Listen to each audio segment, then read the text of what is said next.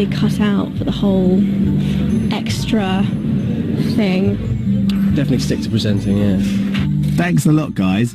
I'm sure they're joking. You can make up your own mind after the break when we'll see the finished result. Plus, we'll be getting back to more serious matters as we discover how the dark forces are threatening life as we know it in the wizarding world.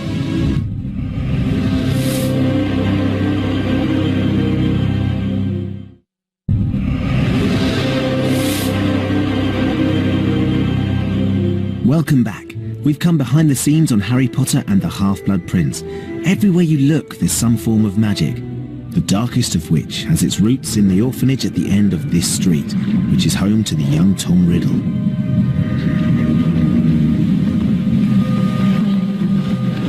I must admit to some confusion upon receiving your letter, Mr. Dumbledore. In all the years Tom's been here, he's never once had a family visitor. There have been incidents with the other children, nasty things. Tom, you have a visitor. Tom Riddle grows up to become the most evil wizard of all time, Lord Voldemort. Yet his first encounter with Dumbledore only hinted at the darkness that lay within. There's this little boy in a sort of nursing home or a boy's home, and I go and talk to him, and he seems to be odd. And he's played by Ralph Fiennes' nephew. So the actual Voldemort? So the actual Voldemort, the young man who's been played by his nephew. I think it's brilliant. When you're casting for kids, you turn every stone, you look in every direction. And Hero had done a little bit of acting before, and I was aware of him, so I thought he was an interesting kid and got him in to have a go. You're the doctor, aren't you? No. I'm a professor. I think that why these films have been so successfully cast is because they're always cast for the right quality and for no other reasons. Hero is a great kid and a really good actor, and he was the right kid to play the part. The fact that his uncle is Ray Fiennes is neither here nor there. He got the part for him, Hero, completely on his own merit. She wants me looked at. I think I'm different. Well, perhaps they're right. I'm not mad. Hogwarts is not a place for mad people. Hogwarts is a school. School of magic. It was the day job of Dave Legino that made him an intriguing choice when casting Greyback, one of Voldemort's henchmen. It was really interesting with Dave because when I met him I did think you're just a lovely gentle bloke, but then when I talked to him about his life and his other career, I suddenly thought maybe you're not quite as gentle as I think you are. Just explain what you do day to day, what your everyday job is. Well, I'm a cage fighter, professional cage fighter for the past 2 years. Which, for anybody that might not know what cage fighting is, it's exactly what you say, isn't it? There's a cage on a stage, and you go in and you fight. Go and so 2 men enter, and 2 men leave as well. Yeah. So that's, yeah. And, but it's, mixed martial arts is a proper term for it, where all the combat sports in the world are combined, and you can use any technique you want. What Dave has is an ability to switch his head to a certain angle whereby he can completely understand someone who's as ferocious and mercenary as Greyback the werewolf. It's an extraordinary character. Tell me about Greyback. Who is he and where's he from? Well, he's an untransformed werewolf. He feels like he's an outcast, and he's shunned by society for being a werewolf. And so rather than wanting to join in with them, he wants to infect as many people as possible, especially young children, so they grow up and being a werewolf becomes the norm.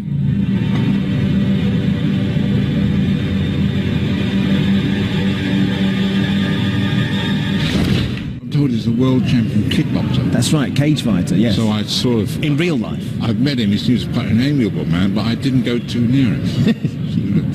He looks terrifying. He looks like a shark, that sort of dead-eyed. Piercing. And so I stayed well away from him. He's a big, tough guy.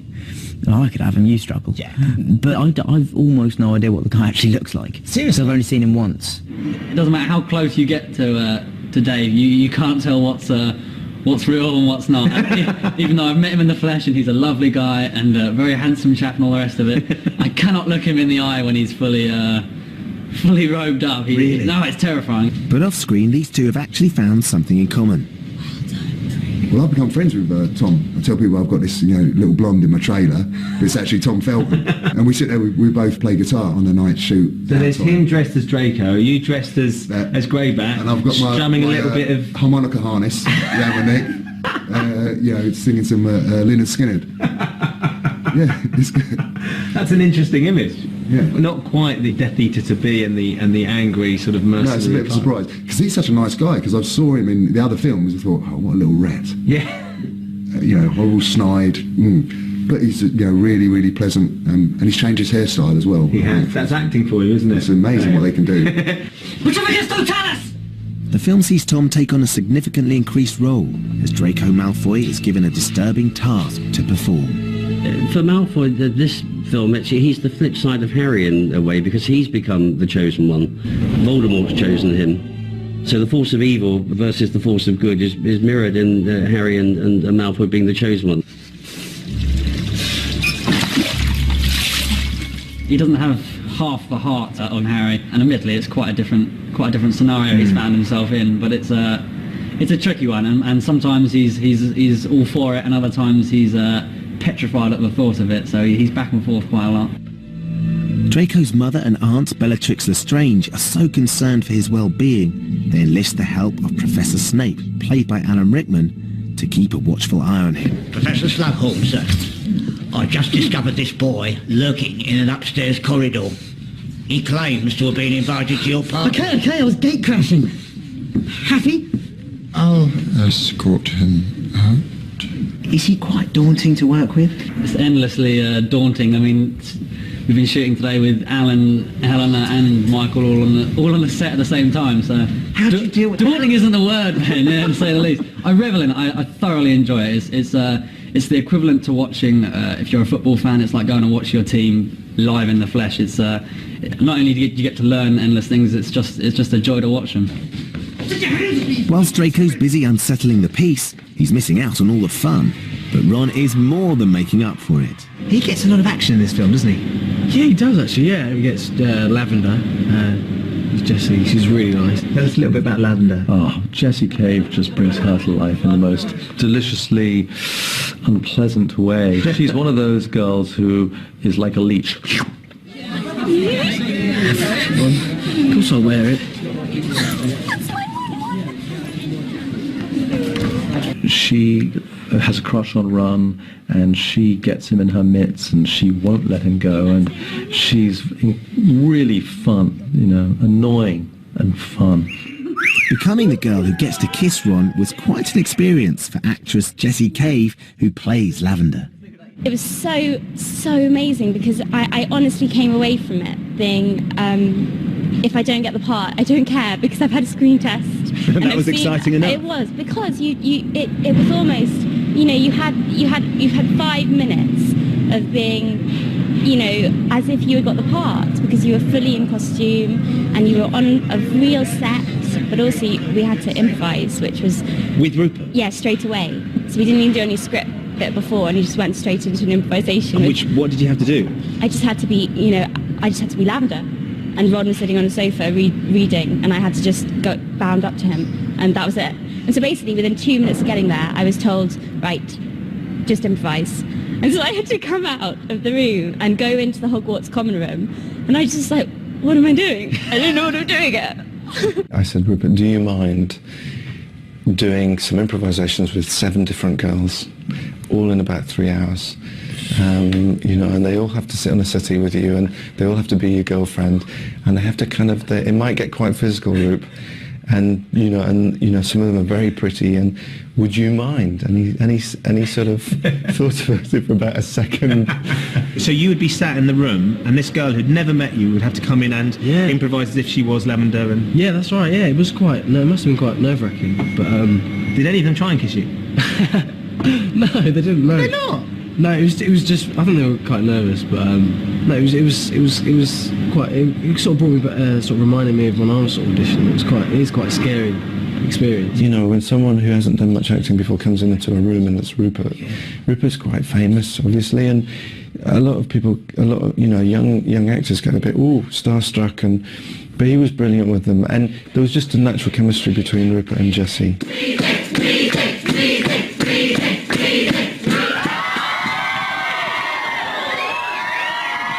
I was really nervous actually because it's quite a scary, really uncomfortable feeling because the first one we did was in the dormitory after the Quidditch match and the whole room was full of people and I was standing on this like plinth, like this little stage and no, it was quite scary. But I mean, once we sort of got into it, it's fine. But the course of true love never runs smoothly, and not everyone is happy with Ron's new status as a love god. Lavender is the catalyst in making Hermione realise that she actually does have feelings for Ron, and Ron finally being like, yeah, I am attractive, and I can get a girlfriend if I want to get a girlfriend. I think Hermione sort of views Lavender as though she's kind of another species. She doesn't quite understand what Lavender is or how possibly Ron could be attracted to her. Excuse me, I have to go and vomit. Things come to a head between the two girls when Ron talks in his sleep, revealing his true feelings as he lies ill in the infirmary. Emma's performance was so nuanced, so detailed, and so believable. I mean, your heart aches for her. She yearns for Ron and is rebuffed because he's just doesn't get it. There's such truth, and I suspect that she may have experienced that in her own life. It just comes across in such a tender and beautiful and truthful way. You say you don't remember anything from that night? Anything at all?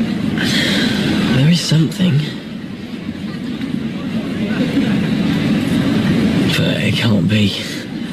I was completely boggled, wasn't I? Typical boys, like they'll say all of this when they're slightly drunk or slightly kind of not with it, and they'll say all of these things that really mean a lot to you, and then the next day they'll just be like, what did I say? No. Yeah, I've had experience with that myself. It's not very funny, I have to say. Not very funny. Ron likes Hermione, Hermione likes Ron but can't quite express it, and Harry and Ron, not Harry and Ron, that would be, well, there's a whole thing that Joe hasn't written but we thought we'd add just to make the audiences a little more interested. No, there is that would be quite unexpected. Well, mind you, at the read-through, I was sitting next to Jo. She comes to each of the read-throughs, and I look at her making notes. She makes the occasional note, and she wrote this. Dumbledore had this line, and she said wouldn't say this. And as we're walking back to my office, she says, Dumbledore's gay. And I was like, oh my God. That was a revelation for you. That was a complete revelation. And that's why he wouldn't have said that line. Yeah, that's why he wouldn't have said that line. So just to clarify, it's not Ron, but his sister Ginny Weasley who sets Harry's heart racing. It's very complex because, of course, Ginny, as Harry's best mate's sister, it's a bit of a... It's quite a political situation between Harry and Ron. Because at the beginning of the film, Ginny's dating Dean Thomas. Slim gear. So they're only holding hands. And Ron's not happy about that at all and saying things like, well, you've got to hate anyone who dates your sister just on principle. And so Harry's sort of going, oh, yeah. Knowing that he has feelings. Yeah, exactly. And so it's it's quite a tricky situation, but it is a really nice part of the story. When you read The Half-Blood Prince, did you read it and think, oh my goodness, my character ends up snogging endlessly with Harry Potter? What's that going to be like to have to film? Yeah, I mean, when I read it, I didn't... People kind of always go, oh, did you expect that to happen? Did you always think that? And I was completely shocked when I read it, because people had already kind of read on before. Some of my friends were really quick at reading it, and they were like, oh, have you read this page? I'm like, no, I haven't read that. Harry and Ginny are getting closer, and Ron, the thought of his best friend and his sister is just not pleasant, should we say. Ginny and Harry are sitting on the couch, sort of having this quite sort of romantic sort of scene. I just come in and sit between them with a bowl of pies. And we must have done it 20 times because we couldn't stop laughing. Again, because Ron sort of sat down and pie. Neither of them could say the word. It was just they just laughing before they even said it. So you were the one that was corpsing? And Rupert, me and Rupert, yeah. Bonnie a bit, but not so much. Me and Rupert. She's professional. Come on, let's me and face it, Rupert between the three pretty of you. terrible Yeah. at corpsing. Still, I've got a lot better. Rupert's awful. Still, it does get quite annoying because I've ruined so many takes. It's just there's no reason for it as well. It's just